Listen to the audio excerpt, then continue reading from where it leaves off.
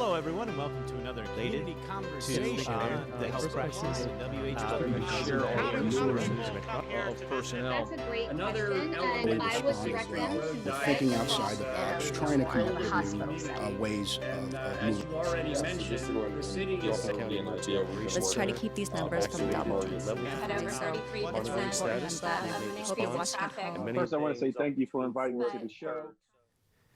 Hello, everyone, and welcome to another community conversation right here on Facebook Live. I'm Mayor Eric Pappenfuss. Good to be with you all this afternoon.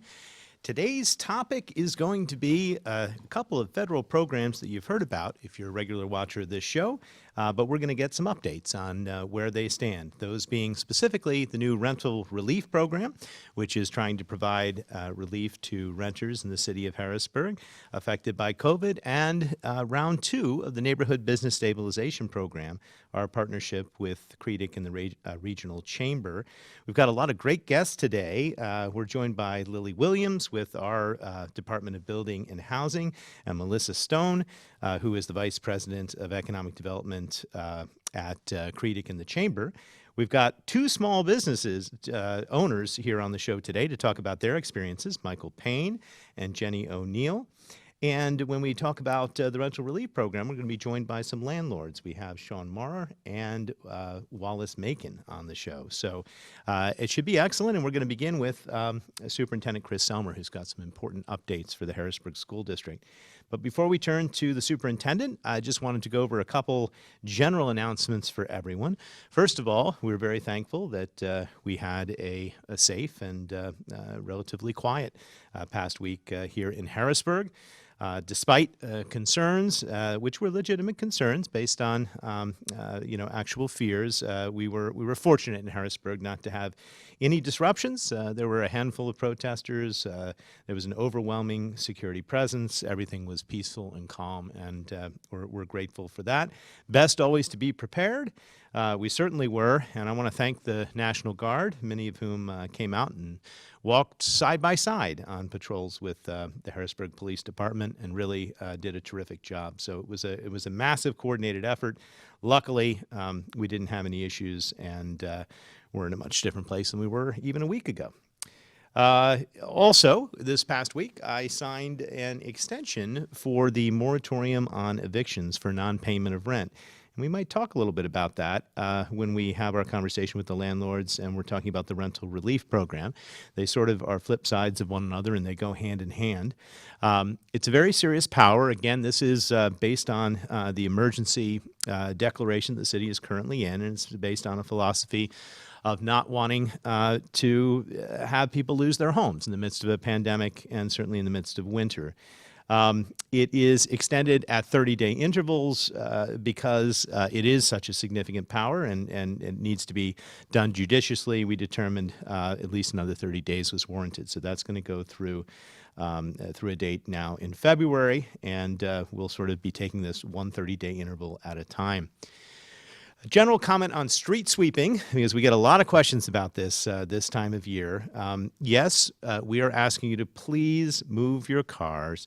Please move your cars when during the posted street sweeping signs, regardless of whether or not a street sweeper actually comes through. You will get a ticket. The maintenance staff and city staff do other things on street sweeping days. For instance, we will come by and pick up your discarded Christmas trees or Christmas trees of others. We need those areas clear. So be sure to abide by the street sweeping signs. Street sweeping is actually occurring. The weather is permitting it, but whether or not you see a street sweeper, the message is please move your car and follow those signs. Also, I want to let everyone know that the annual action plan for the city of Harrisburg, including the CARES Act amendment, is currently available for public review and comment. That comment period started here on January 20th. It's going to go through the 26th. And you can download and see that plan at harrisburgpa.gov/Office of Building and Housing. And a good way to find out more would be to join the virtual public hearing, which City Council is going to have, and that's coming up on February 2nd, 2021. Speaking of Harrisburg City Council, we started a new public comment ability for our virtual meetings that seem to go off without a hitch. So you are now able to ask your questions and participate in the Zoom sessions in person.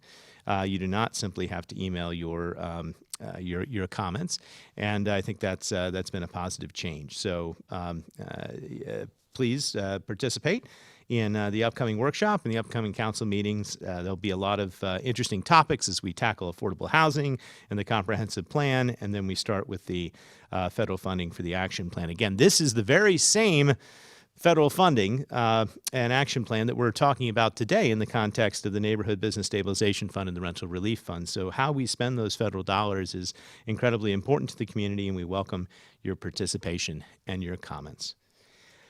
So with that, we're going to turn to our guests. We've got a full lineup, 7 individuals, but let's start with Superintendent Selmer. Good to have you back, sir. It's been a little while since we've had an update from the school district.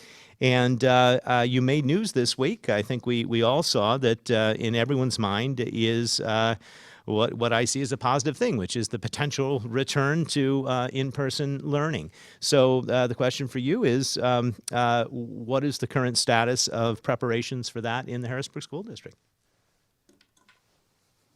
Good afternoon, Mayor. Happy to be back on with you today, and good afternoon to my fellow guests.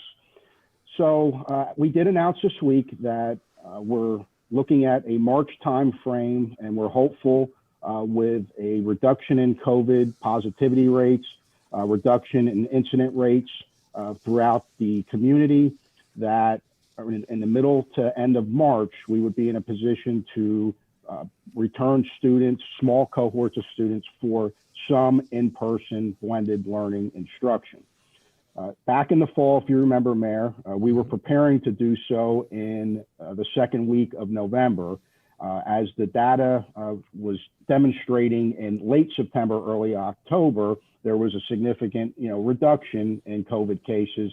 By the end of October, early November, we all know what occurred, and the acceleration had occurred, obviously, up to this point.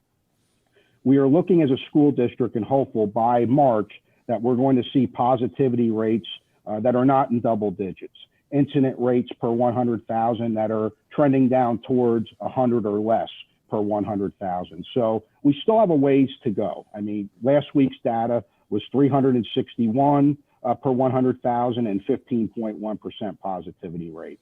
And what we experienced in the fall, which factors into our decision making, is even though we were 100% remote, our teachers were providing instruction from in our buildings. They were in their classrooms teaching remotely, which we were very successful with keeping them in our buildings.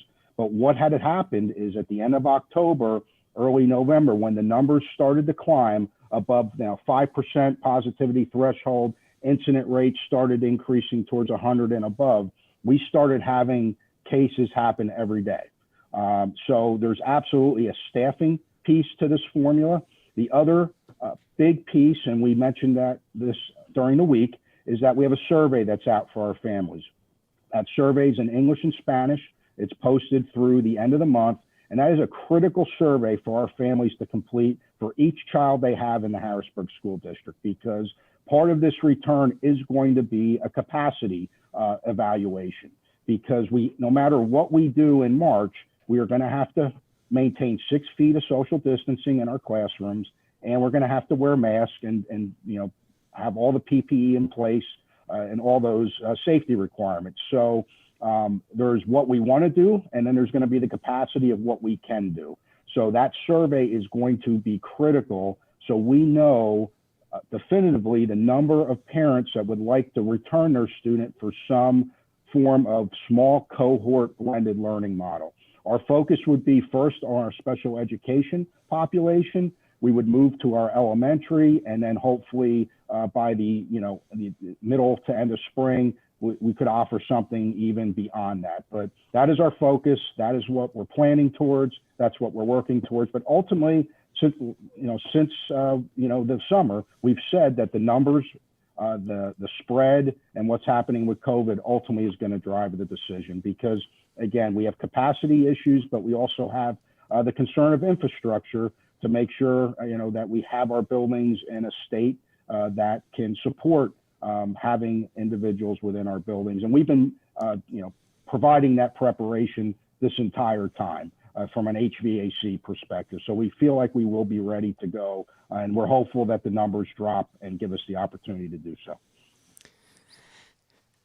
Great, thank you for that. I saw in your announcement one of the metrics you're going to use to help make your decision is the BioBot wastewater data. I wanted to let our viewers know that we've had a pause for the past 2 weeks, but we should be back with that data again next week.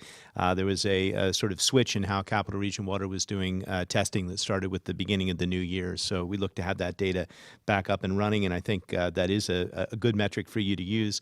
So on the one hand, I think this is generally positive news. It's a sign that we're looking to hopefully get to the other side of this pandemic.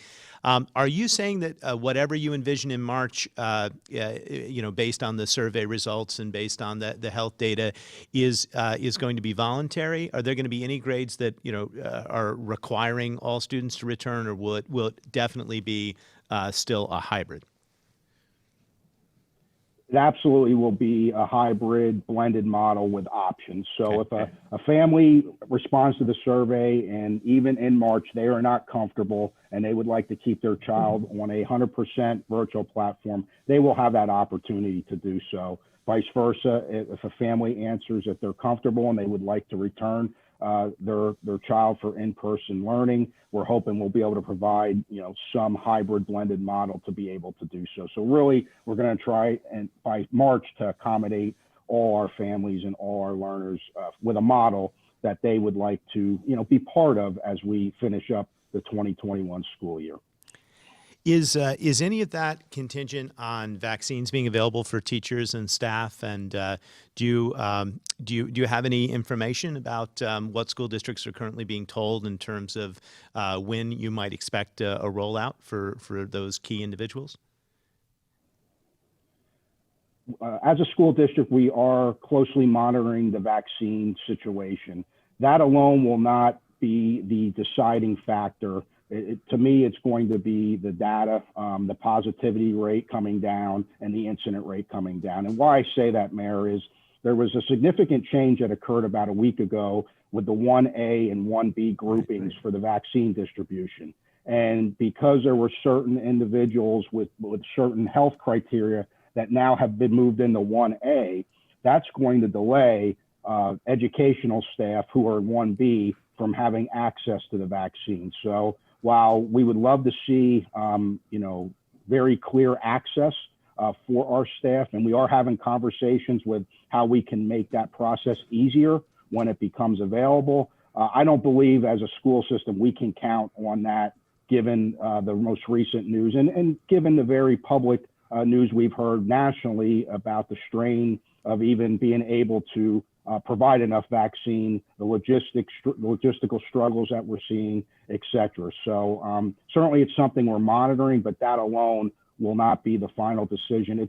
For us, it's going to be that positivity rate and those incident rates coming down. So we're reducing the potential risk of spread once we have more individuals in any one building.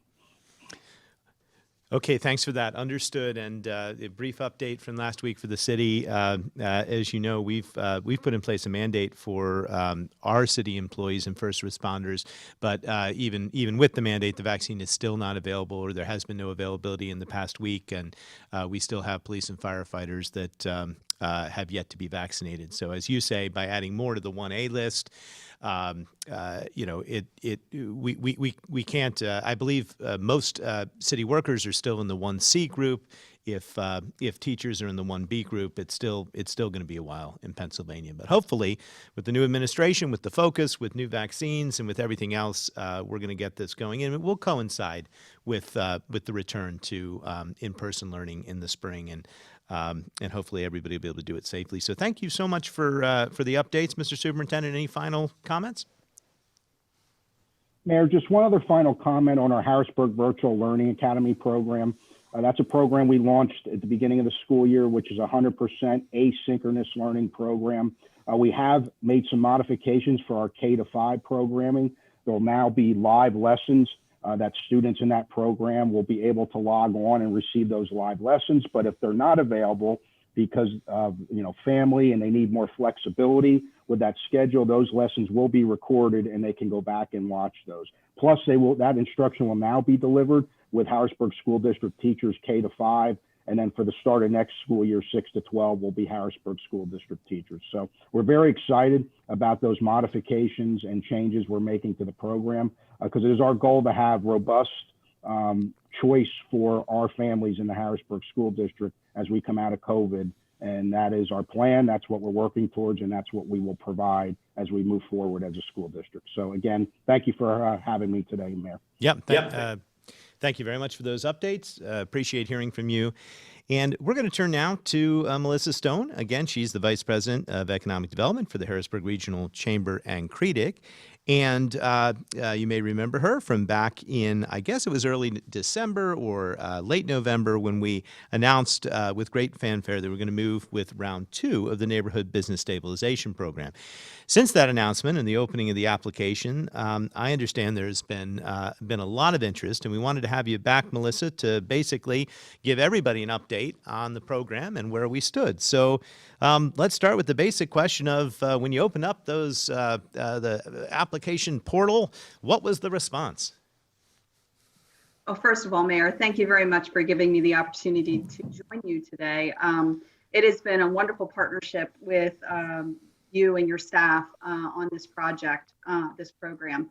When we opened up the portal December 1st, we received 136 pre-applications or intents to apply in roughly 5 business days.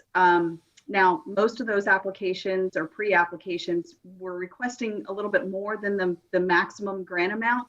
But even if we were to apply the maximum grant amount to each of those 136, at that point in time, we would have had over 2.5 times in requests than money available.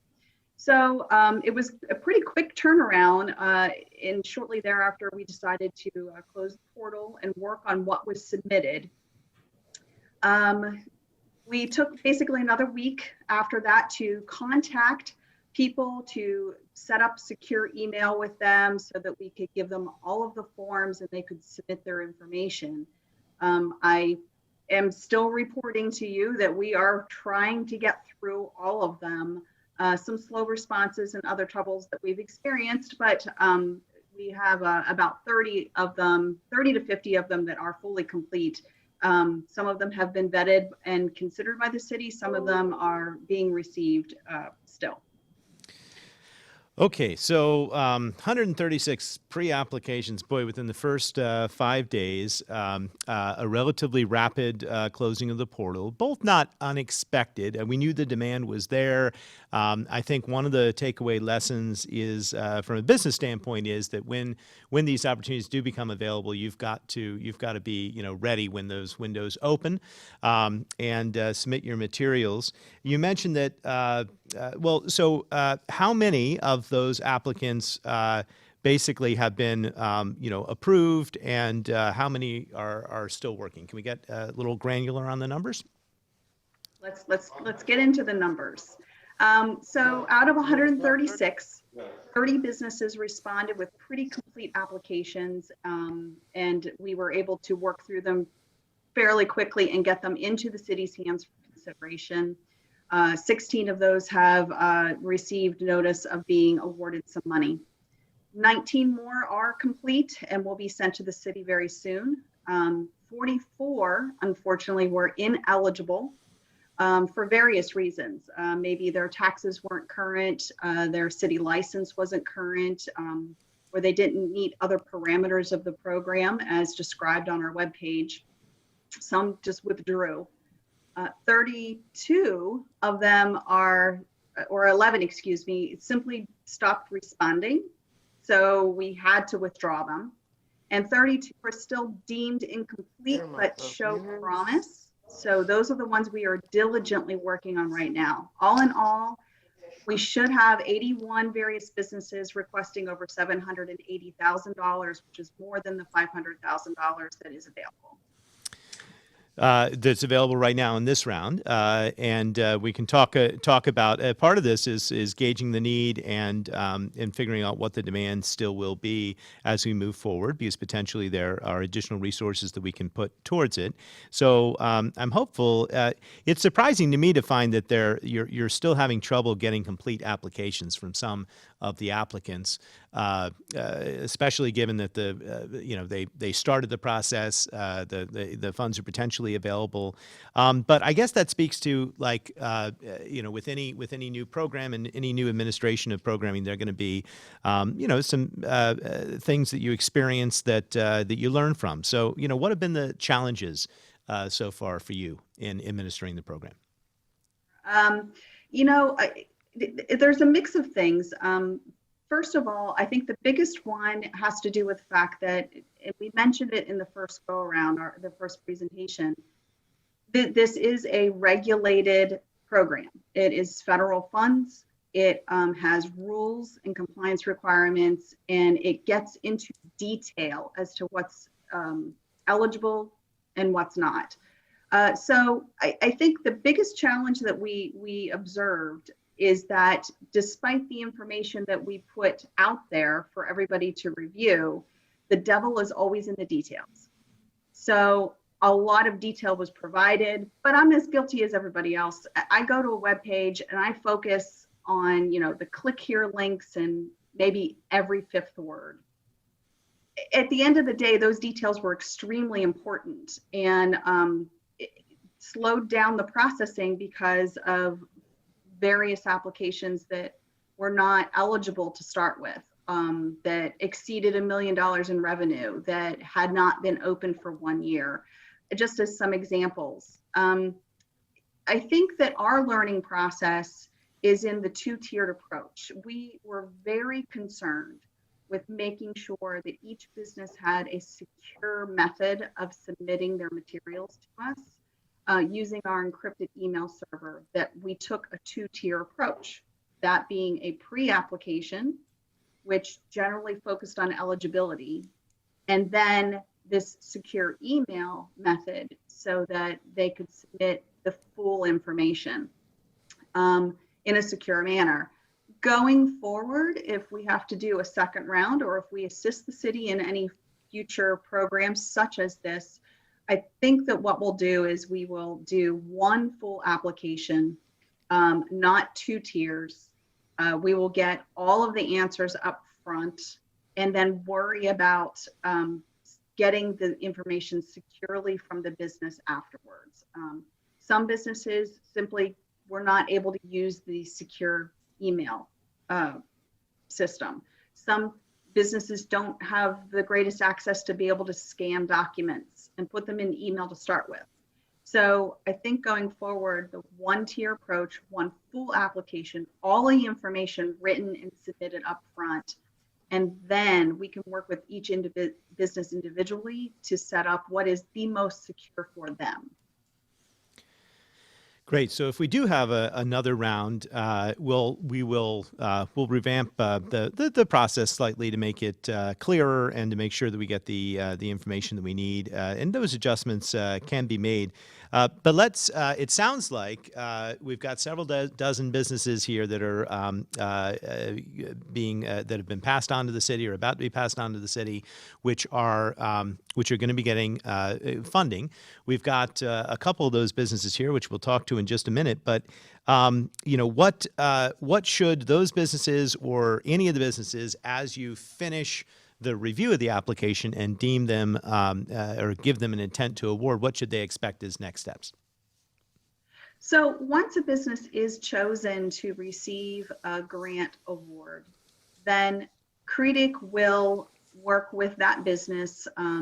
There will be some type of an agreement or grant contract. That's not quite developed yet, but that is the very next step. We need to be under contract in order for each business to agree to rules for the use of money. So that's step number one after being notified of your award.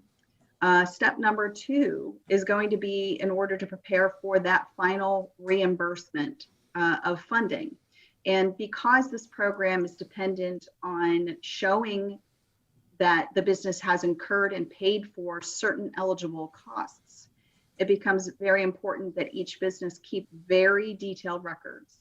Number one, keep all of your invoicing, your receipts, maintain all your bank statements, copies of canceled checks, any other form of payment that you used, whether it be automatic draws, credit cards, etc. We need to be able to collect that from you at the very end in order to give you your final disbursement. Lastly, if any business has also received other types of funding assistance, please make sure that you have kept very detailed records. My personal recommendation to businesses is that you should be setting up separate accounts, if at all possible, for housing various pots of assistance money. That way you know for sure that you haven't used the same money to pay for the same expenses. That's extremely important in the compliance rules. If you haven't gone to that extent, just be very sure you know exactly what expenses you paid with which pot of money and that you can show it.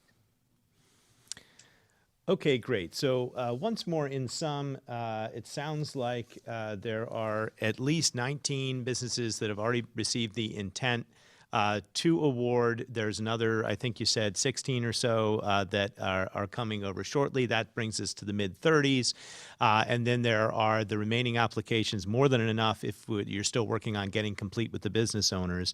That should take us to our full allotment of funds, and then we'll make a determination if we need a round two. And that is another reason why people who have started the process but not finished really need to finish the process, because even if we can't get you this time, maybe we can get you next time, and we really we need that data. So if Creedic or the Chamber or Melissa, if you're calling and people are out there, please finish and fully respond.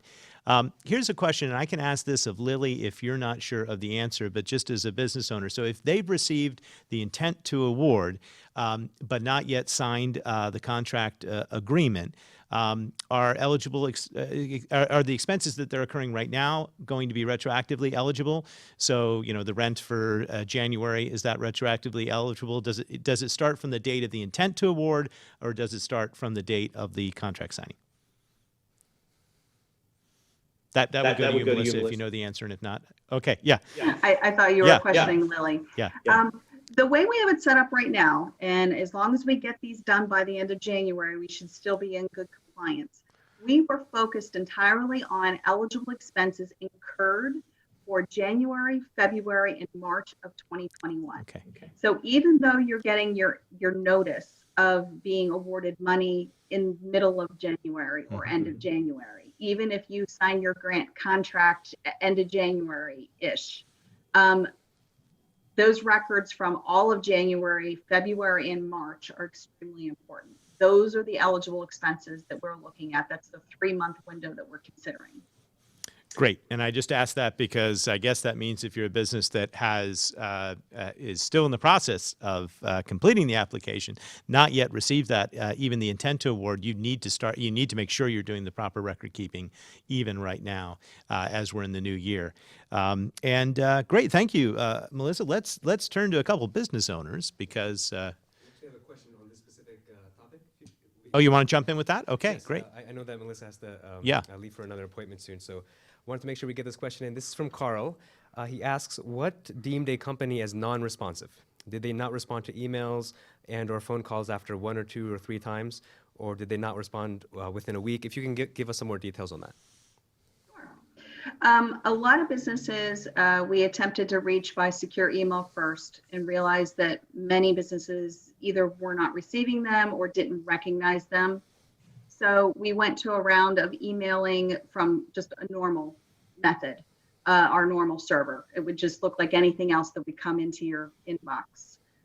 When that didn't receive any attention or response, the week right before Christmas and the week between Christmas and New Year's, we did a round of phone calls to those people, leaving voicemail messages at whatever contact information was supplied to us on their pre-application. And after that, even those that might have initially responded, if they stopped responding, we have followed up and have kept all documentation of additional email attempts. Of course, we can't keep documentation of a voicemail attempt, but a mixture of voicemails and emails. I would say that those businesses that we currently have marked not responsive, we've attempted to reach between 3 and 5 times. Great. And I guess it should be noted that there's still time for those businesses to respond and to complete the application. And there are still funds because the funds have not all been awarded to the. So it looks like that from a number standpoint, you got about 32 people who started the process that haven't completed the process and have not been deemed ineligible. So hopefully one of the results of this show will be that we can work with you, the city will work with you, others watching can work with you to get that final bit of information so that they can fully complete the applications and we can draw down fully on the funds. So thanks for that question, Moment, and thank you, Melissa, for being here. Let's turn now to 2 businesses. And we can start with Michael Payne. Michael, you are the owner of Gifted Hands Barber Shop, and good to have you here. There you are. Can you talk a little bit before we talk about the program? Why don't you just talk a little bit about how COVID has affected your business? Hi. I want to say hello to the mayor, Papenpoose, and all Hello. those gathered here today. First, I want to thank God that we can be here today. COVID has impacted my business tremendously. I mean, I done lost a lot of patrons throughout the months. Business has slowed down, bills has climbed. And if it wasn't for these CARE Act programs helping out, I thank the city for doing what they're doing to help out the small, businesses. They call us unessential, unessentials, but I think we're essentials too. The source, we're the source of the community. We're needed, and I just want to be thankful that you guys are helping us, because if we didn't get the support, we would be closing down, and there's a lot of people closing down, and we gotta attack this vaccine. You get the vaccines to attack this virus before we all disappear. Well, we will certainly, Michael, and I'm glad I'm glad that you've been able to keep your business going, and I'm glad that there are programs like this available for those watching. How did you find out about the program? Well, I was actually on my phone. Okay. And I seen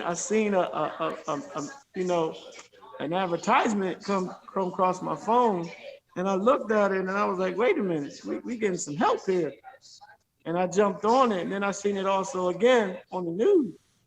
So I was like, I'm going to take advantage of this help, because I didn't think there was any. And once I got my accountant to get on board, and he was like, hey, yeah, it's a lot of help out here. I said, well, great, let's go for it, man, because I need it.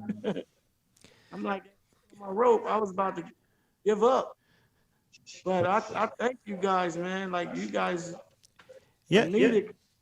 Well, look, we thank you, and I'm glad that it's going to make a difference for your business. Can you talk about how the process was for you? Was it complicated? Did it, from an expectation standpoint? Obviously, you've been successful. So, what was the process like in applying for this grant? Well, no, it's self-explanatory. I mean, like, you just have to have the proper paperwork. Pay your taxes and do what you need to do so that you can be qualified. I mean, I have an accountant, so my accountant did everything for me. You pay and do what you're supposed to do, and you will be rewarded in the end. However, I like the fact that they're helping people to get the funding to even start a business. Start a business, keep your business, and just to help out, even just the residential funding. Man, I like that. Because it's sad that people are losing their homes because of this pandemic. And, I just like the support that the city is and all the surrounding, help organizations are doing for the people. Yeah, no, thank you, Michael. And just for our knowledge, how many people do you work with at your barbershop, which of course is Gifted Hands Barber Studios?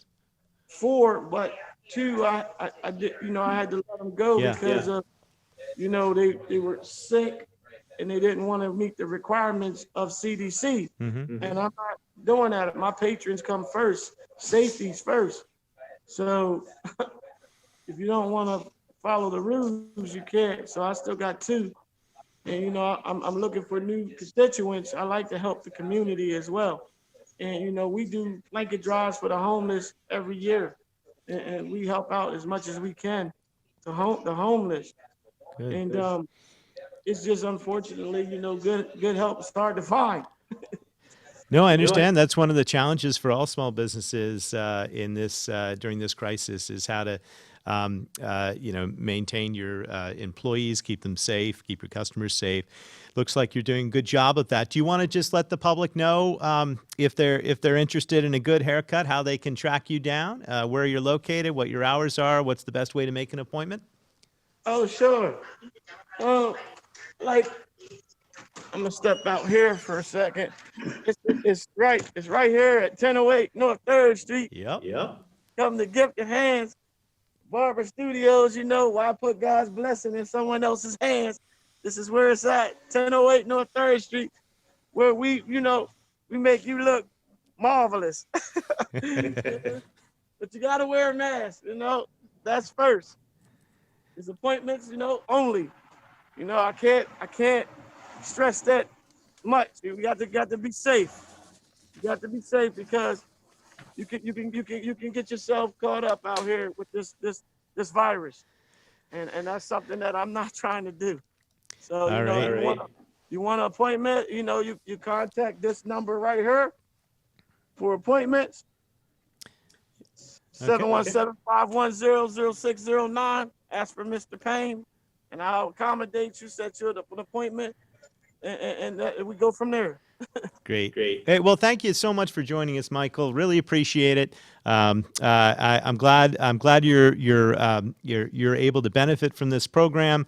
It's small businesses like yours, really the very small businesses that we're trying to help. It was the whole purpose of the Neighborhood Stabilization Fund. You're a cornerstone in your neighborhood, and we want to see you to the other side of this pandemic. So, and if you could successfully navigate the system and didn't find it overly burdensome, then that's a good sign and a positive thing. So thank you, and I think we're actually also joined by one of your neighbors there, and that's Jenny O'Neill. And Jenny, good to see you. I want to you are in one of the sectors that's been particularly hard hit by COVID, that being the restaurant business. So tell us a little bit about how COVID has affected you.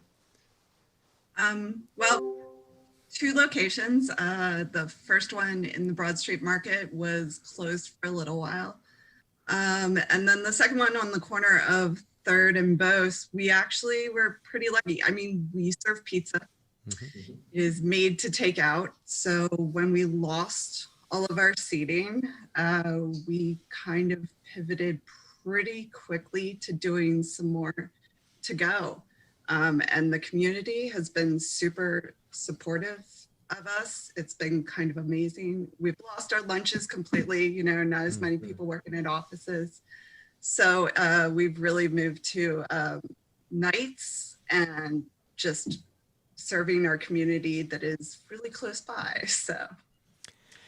Yeah, I guess, pizza and slices, is sort of traditional takeout thing, although I know you had part of the new remodel for the new location was really nice seating and the ability to, expand that aspect. And restaurants in general, it's been so difficult. How has it been sort of adjusting from what you were thinking the need would be to the sort of takeout world of COVID restaurateuring? I mean, genuinely a little bit sad. One of the reasons we do this is to spend time with people and to interact with the public. And it's a joy to see people eating together and in front of you, and that immediately disappeared. We had bar seats, and those just, we were only open for about a month before this all hit, and it's genuinely heartbreaking to go in and not just to have people not sharing our space with us, but also to be really kind of scared anytime they entered our space. And it is heartbreaking, really. Yeah, well, but with I guess with this program and potentially with some other programs, we're going to make it. We're going to make it to better days and better times ahead, and we'll have the return to people coming back and eating indoors. Let me ask you the same questions I asked our other guest, Michael. How did you find out about the program, Neighborhood Stabilization Program? Had you also applied for round one of the program too?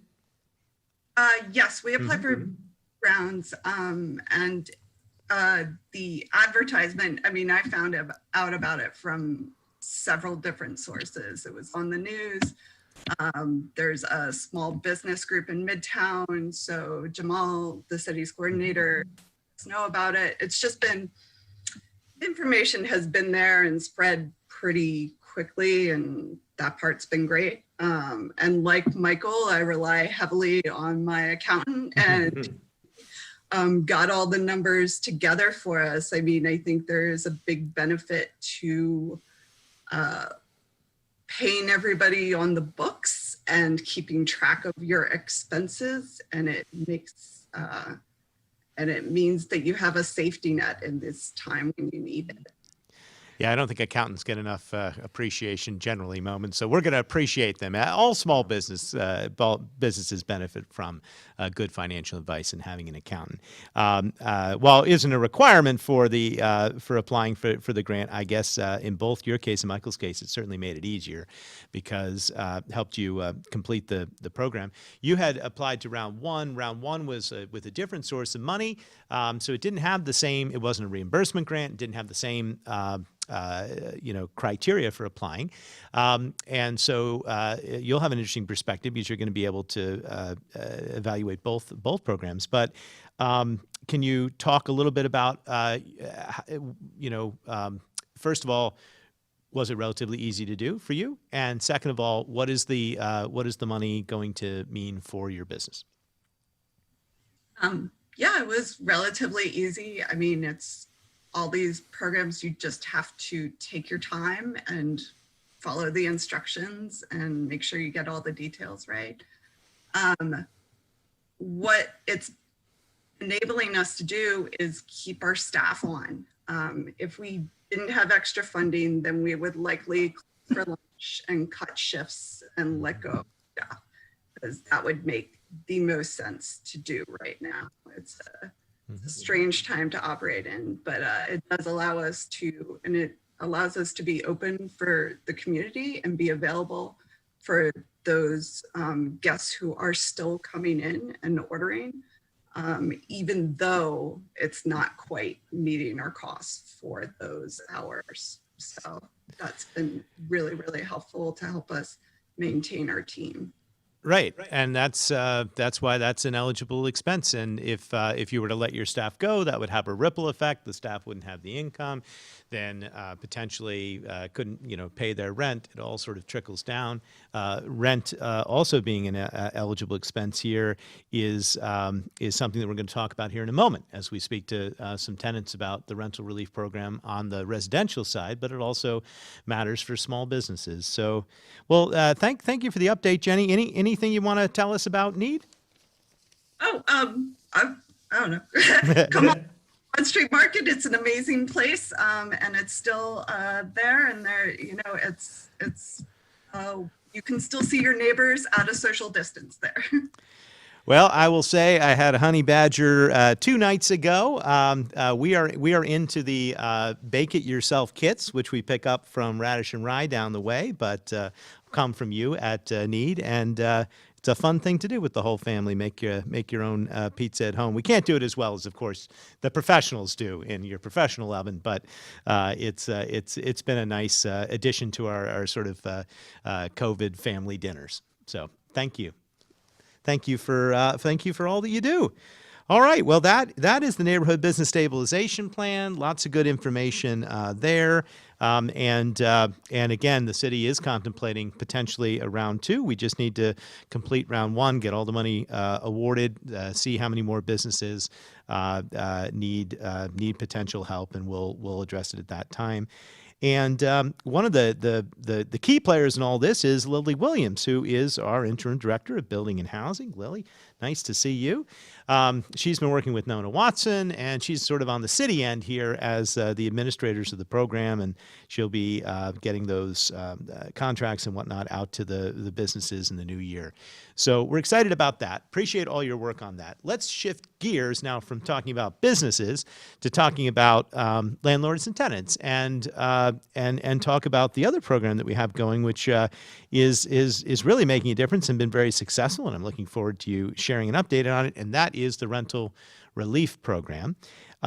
So let me just start as I started, just with some basic information. What is the status of the program? How many applications have you received, and so forth? Good afternoon, Mayor. Currently, we received 603 applications. Wow. Currently, we are processing the first 200. We have sent out checks, the first round of checks starting last week. The second round will be processed this week. It's been a total of $122,000 of checks that we have went out as to date. We are also happy to say that the landlords have been very receptive with getting information back to us that we need. The residents have also been very receptive. Anything that any information or any documents that we are missing, they get back to us in a timely manner. So that helps us process the application quicker than not being able to process them. Great. So I don't want to drill down too deeply on the numbers, but maybe you have them in front of you. So what's been the average check, approximately, or the average circumstances potentially? Can you characterize the sort of general package that you've been sending out to folks? So the average amount of checks have been going out is between 2,000 and 5,000. Okay. We're also taking care of the utilities as well. So about, I want to say between $400 to $1,000 in backup in utility costs. So we have sent out in utilities $19,000 in utilities as to date that go to either the water, PP&L, UGI. So we've sent out about, like I said, about $19,000 on that. What we're finding is that we're being able to stop the eviction process, which is a blessing. And a lot of the landlords have worked with us that they are stopping the eviction process. Mm-hmm. So that's been very helpful.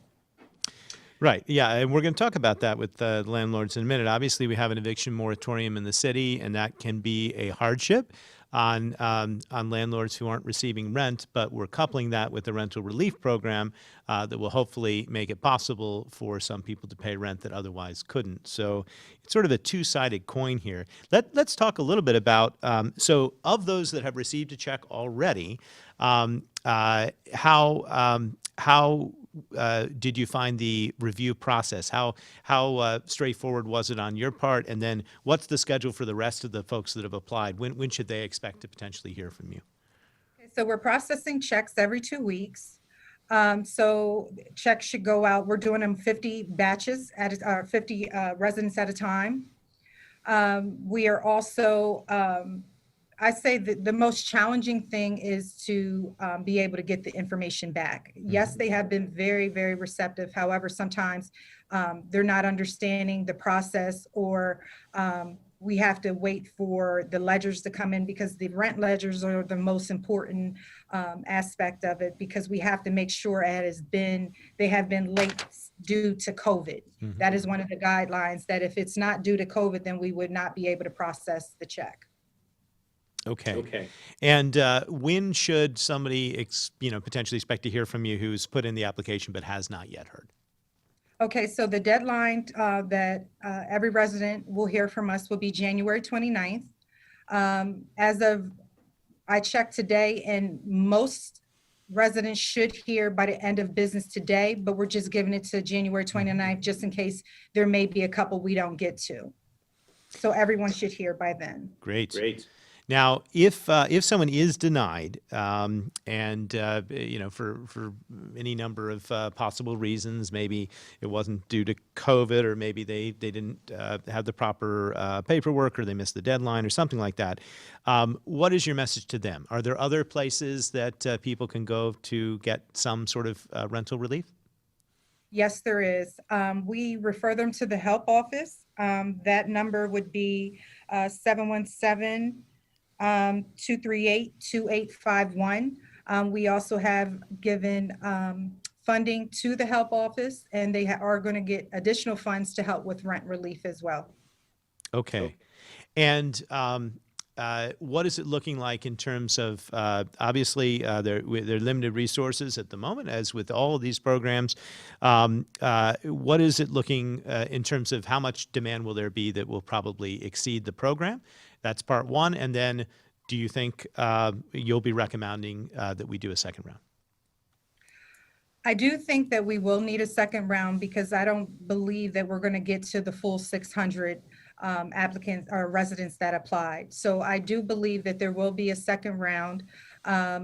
And what I am planning on is that once we spend the first 500,000, then at that time we will look for another date to help the other remainder of the 600 residents that did apply that we couldn't help in the first set of round. Okay. Yep. And I think obviously you'll have support from me and others at a second round. This is a very, very positive example of funds being dispersed in ways that are making a difference right now. So thank you for all you're doing on the program. Before we talk to the landlords who are here, can you just describe what is your relationship with the landlords? You mentioned it's really the landlords that you have to get certain information back from, and does DBHD pay the landlords directly? Is that how this is working? Can you talk about that? Sure. So what we do is we have the landlords fill out a W-9, which then we submit that information to our finance office, and they have them become a vendor of the city. Once they become a vendor of the city, then we cut the check of the back rent directly to the landlord. And at that time, the resident bill should be paid in full. Okay. Great. All right. Well, thank you for that, and you'll stick around in case we have some questions here. But let's go to Sean Maurer. Sean, I understand you are a landlord in the city, and you have been working with Lily and DBHD. So, can you talk a little bit about the impact of this rental relief program from your perspective, from the perspective of somebody who's a landlord in Harrisburg? Yes, thank you. It's a pleasure to be here to talk with you about this today, and I can give you my perspective. It's been very helpful. As you said, the moratorium can put a lot of pressure, especially on small landlords. People that have maybe 1, 2, 5 units. If they get a couple of them that aren't paying, that could have a cascading effect through the whole system. So a program like this is really helpful to the landlords. Obviously, it's very helpful to the tenants that get the relief, but it has a multiplicative effect down the road, because as you receive this money as a landlord, it gives you a bit more room to work with some of your other tenants to maybe give them a little bit more time to get their affairs in order too. So it can kind of help benefit more than just the person that receives the money. They get the benefit. They're not facing the back rent or maybe eviction in the future. It helps me because then my finances are a little more stable. I'm a little more calm with the other tenants. And then it passes on, because with that money, most landlords like me are trying to invest in more places. So as things are going well, you'll help to buy more. It helps me keep my guys working. So I have 3 guys that are helping out with rehabs or helping out with general maintenance. So that money goes right back to them. And then the money that they spend is they're be able to pay their rent because they have a job. So there's a lot of different people that are benefiting down the line from this money, not just the first person that the check is cut to. Yeah, I guess I should ask you to go big picture for me for a minute. So as a landlord, how have your rents been affected by COVID? Can you give any sort of general assessment of the percentages of folks that are behind, how far behind, numbers of people that are able to, continue without any impact? Tell us more, because I think people would be generally interested in hearing it from your perspective. Well, it is tough. One of the things I've been very pleased with is that a lot of tenants have been in very good communication with me. So even when trouble happened, people that they'll try and pay a little bit. And so I'd say there's probably, of the places that I have, there's more behind than there were a year ago or 2 years ago, for sure. But it's not quite as bad as some people might have thought it could have become. A lot of the help from the federal government has helped keep people afloat. And then people have been paying what they can. And I've been really happy.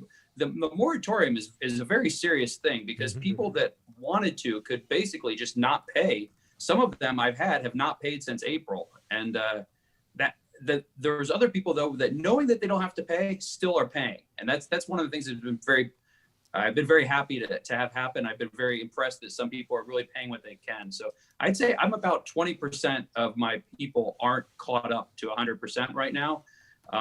But the amount that they're behind, like Lily said, is a couple thousand here and there. There's only a few of them that have stopped paying from like April and just aren't contacting me. And there's nothing I can do about them because I can't get them out.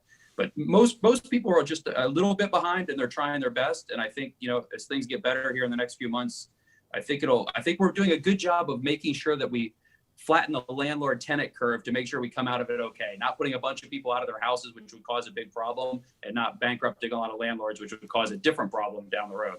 Yeah, absolutely. Yeah. It's a balance. And again, I understand the significance of the eviction moratorium, but I think in balance, it seems to be working in the way it's intended, which is we're not trying to exacerbate a public health problem, and we're trying to help both tenants and landlords by getting them the rental relief that they need.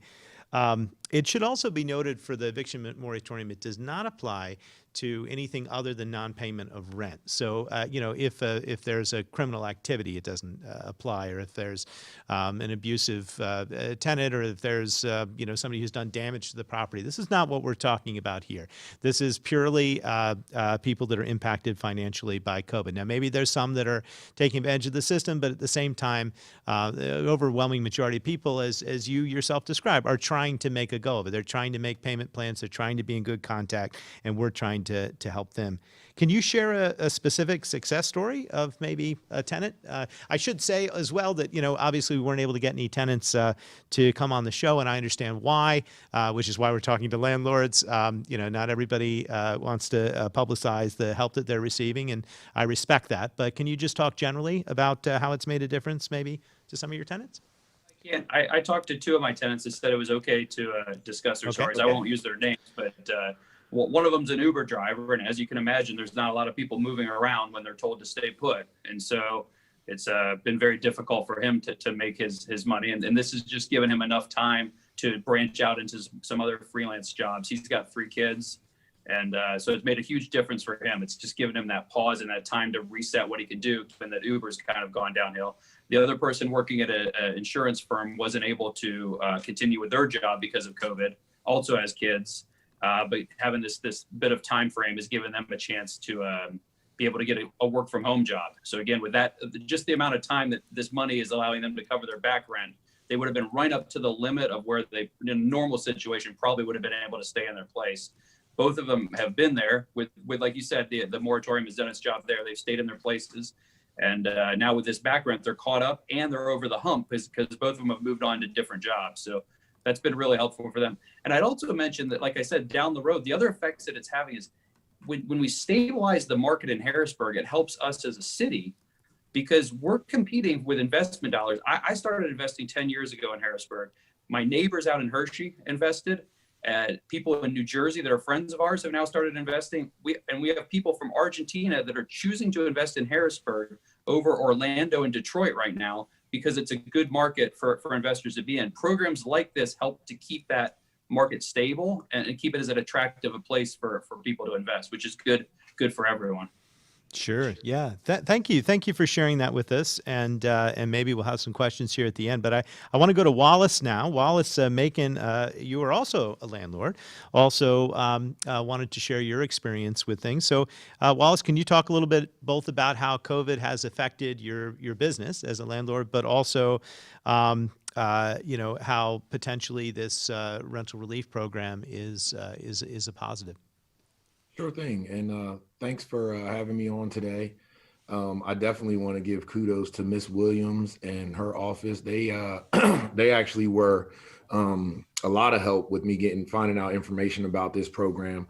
I don't have a lot of properties. My goal is to try to get the properties with my partner that we can fix up in the city and ultimately bring home ownership and the home ownership mentality back into the city. And a big part of that is helping people when they're down. So, kudos to you guys in the office that's running this program. I've had a person take advantage of it because of COVID. And I've also had, to echo a lot of what Sean said, I also have a tenant that's fully taking advantage of the situation, not paying, causing damage, moving other people into the property, bringing animals into the property. This is all at one place. My partner's been working on it this week pretty diligently, but we haven't had any traction for months on that. And again, like Sean said, I have to kind of rob Peter to pay Paul. So hopefully, the rent relief that takes care of this property eases my pain on this one that I'm dealing with this lady that's taking advantage of it. My whole time in this business, I've never evicted anyone for non-payment of rent. There's too many resources out there. There's too many people in the community that want to help. And again, our goal, and I'm sure it sounds just like what Sean's doing, is to really, this is my home. I grew up here. I don't want it to be run down. I don't want it to be called a S-hole on TV or anything like that. I'm proud of Harrisburg and what we're doing. And so what you guys are doing is a big deal. But there are those people out there that are taking full advantage that we do need some help with. Yeah. And, on a case-by-case basis, if somebody is damaging property, for instance, and it's not an issue of being unable to pay the rent, then that they are still subject to eviction. I realize it's complicated. The courts are at, greatly reduced capacity. There's proof and allegations. And, we're all trying to make the best of the situation and to get people to help. And there's always going to be, some that take advantage of situations. But let's talk generally about the scene. Are you finding what Sean was finding, which is that tenants in general are making payment plans and trying to stay caught up? Has the impact of COVID been as as you may have once feared, or has it not reached that full level? At first, I was really fearful of what was going on because I retired from the military and decided to do this full time.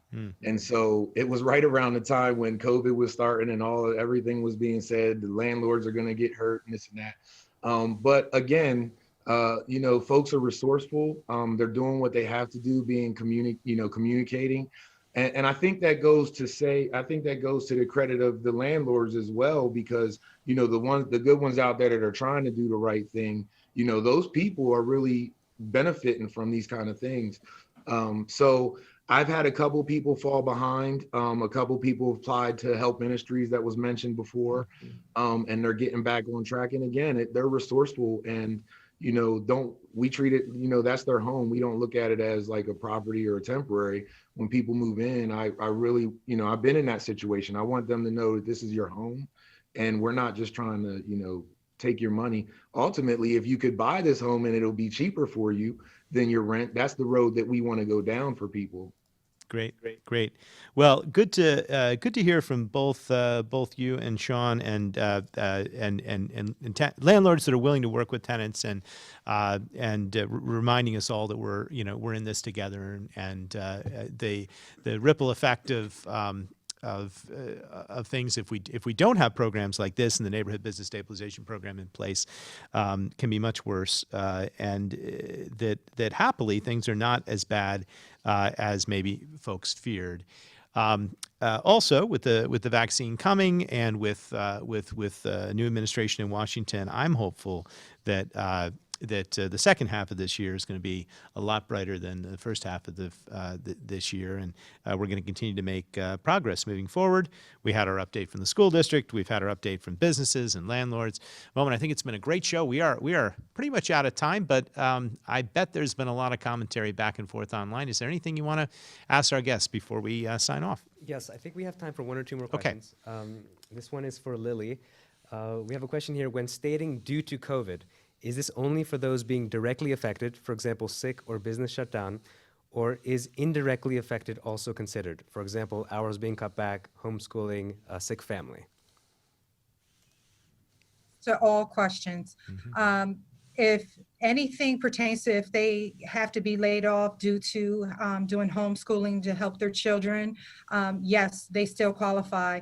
If their business shut down due to COVID, yes, they still qualify. Anything that pertains to COVID, homeschooling, virtual learning, not, sick with COVID, they had to, be without work, that is all eligible. Yeah, or even if the hours have just been reduced, but they haven't lost their job entirely. So hard to imagine too many scenarios which haven't been impacted at all by COVID. But there you go, Momin. Yes. And the last question here that we have time for is for you regarding the vaccine mandate. Okay. Any resistance from city employees mandated to get the vaccine? Not yet, in part because the vaccine isn't available. And so we have not had a situation where it has been offered to somebody and they have refused. As I mentioned in the past, we do have an exemption process and we do allow exemptions for religious grounds, ADA grounds, serious health concerns. But in general, we need our first responders vaccinated, and we need that because they're going to come into contact with you, the people, on a regular basis. And since it's so easy to transmit COVID without even knowing that you have it, we have a responsibility to keep the public safe.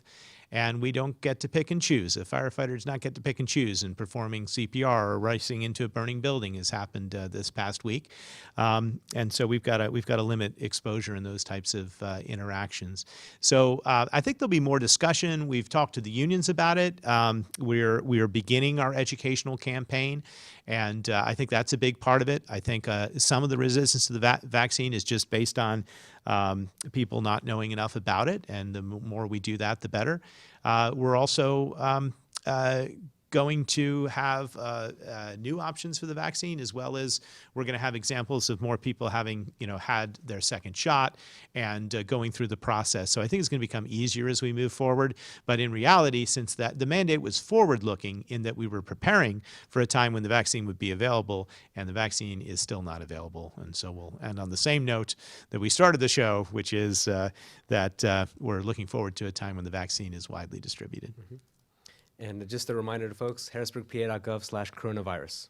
Yes, done a wonderful job, Momin. The amount of research, amount of details and information that's on there, including the Q&A from this very show that we did just, I guess now 2 or 3 weeks ago with the doctor from UPMC Pinnacle, is all on there. People can learn about the vaccine, but they can also learn about the programs that we discussed today, both of which may have additional rounds. So even if you missed it, you could be there for the future. One thing that was mentioned today was also a program that we are about to launch, which has to do with providing microenterprise loans to small businesses, basically grants to businesses that want to start, not just sustain themselves. So that's another piece of this. We'll maybe have a larger conversation about that on future shows. But I think we covered a lot of ground today. I want to thank all my guests. Thank you for being here. Great information to the public. I think it was a good show. And thank you for watching. And until next week, I am Mayor Mayor Eric Papenfuss saying, I wish you well, stay safe, and I'll see you next time on Community Conversations right here on Facebook Live.